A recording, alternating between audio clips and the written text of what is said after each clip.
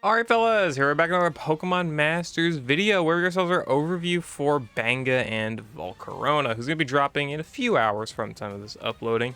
And this guy is probably pretty controversial, if not just considered pretty bad, honestly. This guy's made as a utility character, but his utility is not really enough to kind of enhance Bug to the area where it kind of needs to be in order to at least be like top tier, I guess. Though granted, Bug was working at a disadvantage to begin with, but still, you'll kind of see it as we go into the video. Anyway, so looking at his base stats at level 140, no investment. He's got 671 HP, 185 defense, 187 special defense, 346 special attack, 334 speed. Good offense, good speed. Not really great defenses, but I mean, obviously, you're going to want to invest more in him. By the way, he is a field sprint. Cool, I guess. We're with 156 to our investment, 235 defense, 237 special defense, 803 HP, over 400 special attack, nearly 400 speed, and good stats. And the Sprint DX roll does help them out even more. So he's got pretty solid stats overall, and of course Super Awakening does, again, do more for that as well. But all in all, stats solid enough, for sure. Looking at his moves, he's got Struggle Bug. We know Struggle Bug works, it's not really anything special. Debuff special attack, AoE, not really that powerful, whatever. Super Effective Next. Applying Super Effective Next to an ally.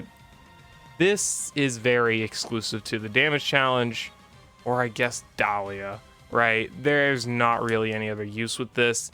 And, well, I'm going to be honest with you.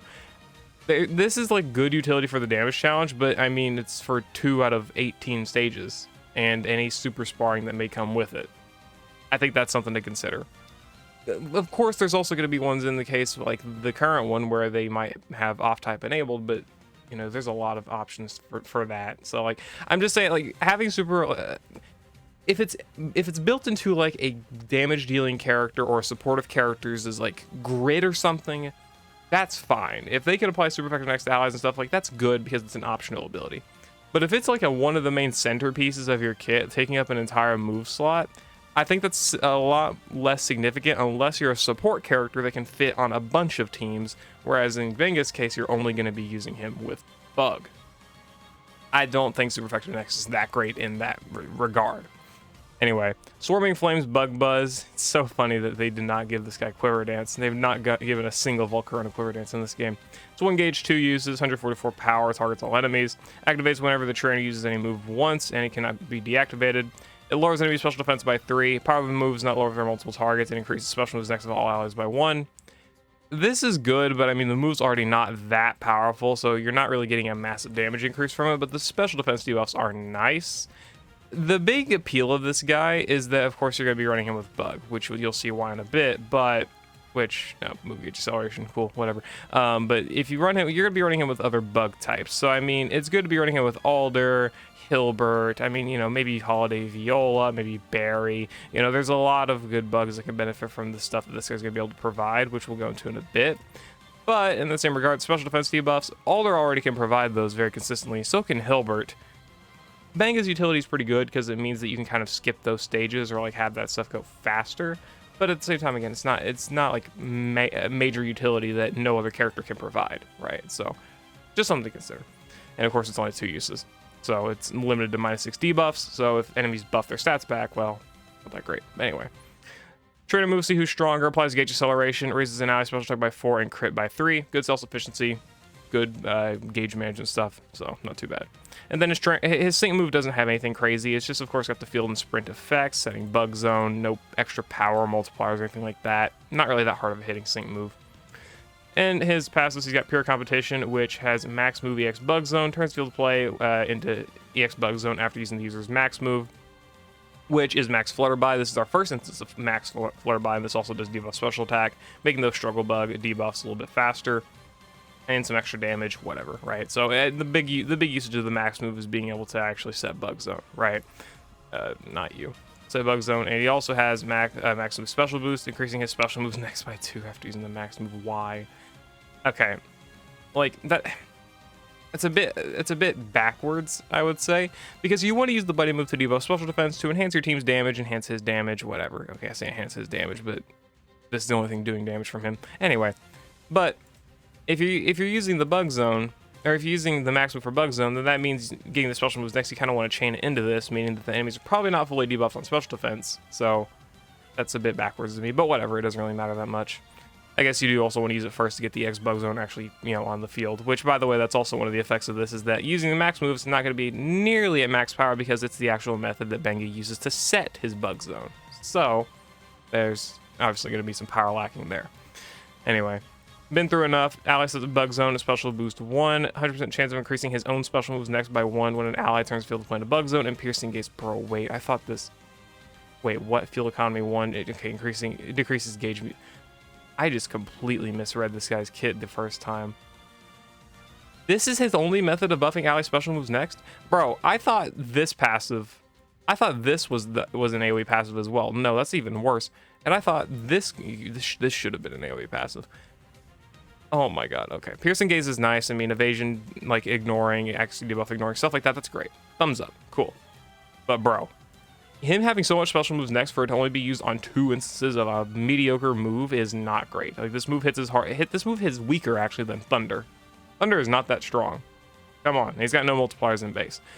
I don't know, man. I'm not, bro. Benga's so weirdly designed. Again, this guy, his only saving grace is the fact that he's got EX Bug Zone and that he works off of Alder in that way, or like he wants to work with Alder at least in that way. That is the only massive benefit that this guy kind of has, and he's like kind of a one-trick pony in that regard.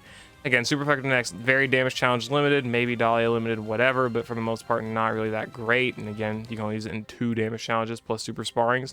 Struggle Bug utility is not really that great either. It's definitely not good for damage. This move is not fantastic on damage. Its utility is pretty good for sure, but you only get 2 uses of it. Good self-sufficiency, but then he gets a lot of special moves next for himself, which again can only be used really 2 times because the Struggle Bug's not doing anything. A max move, which is not going to be boosted by Bug Zone because it's actually used to set the Bug Zone, so it's not going to be that strong. The Bug Zone actually being good, right? And then some utility like being able to not miss and also being very gauge efficient. It's not a very good base kit. Again, he pretty much is only working with the EX Bug Zone and some debuffs.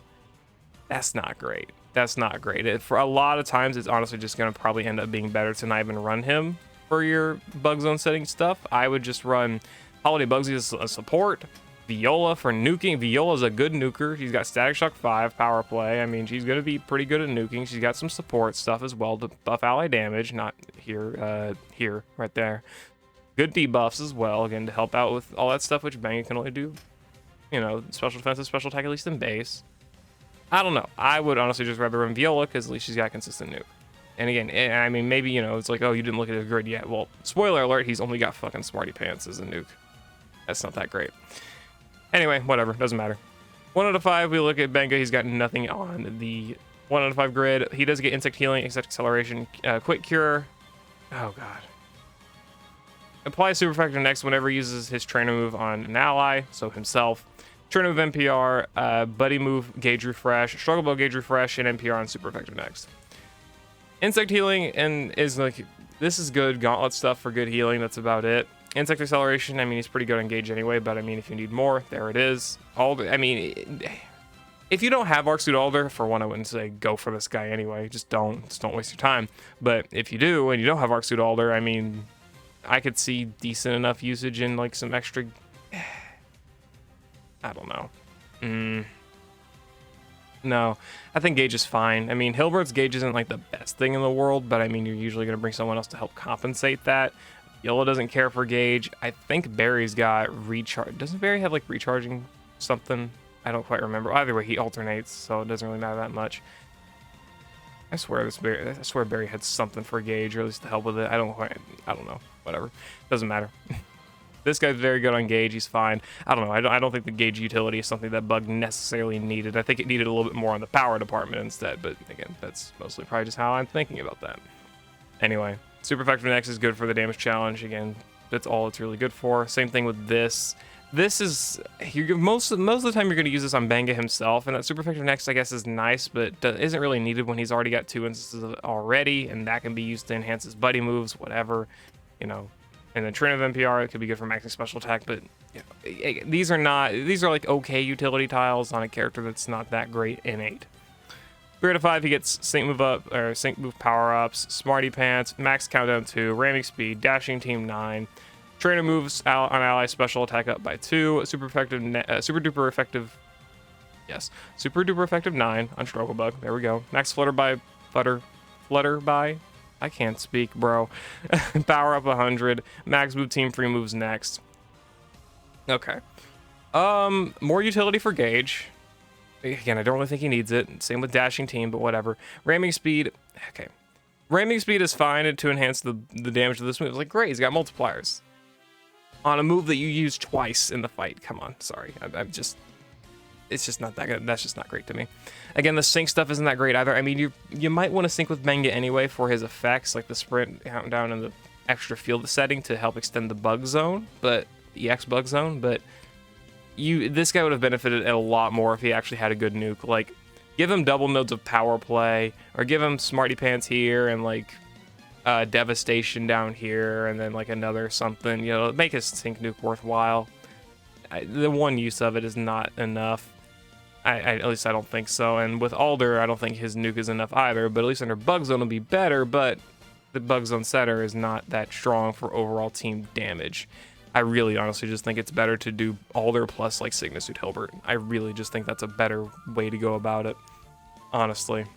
Or like maybe Holiday Viola or something, I don't know. Anyway, whatever. Max countdown 2 for maintaining sync countdown if using the max move, not really that crazy of a tile either. Struggle Bug super effective 9. This is again only good whenever you're facing one of the however many types, 18 types. I don't quite remember. 18 types? Wow, Pokemon's got a lot of types. All right. Whatever, it doesn't matter. It's only good against the one weakness stage, right?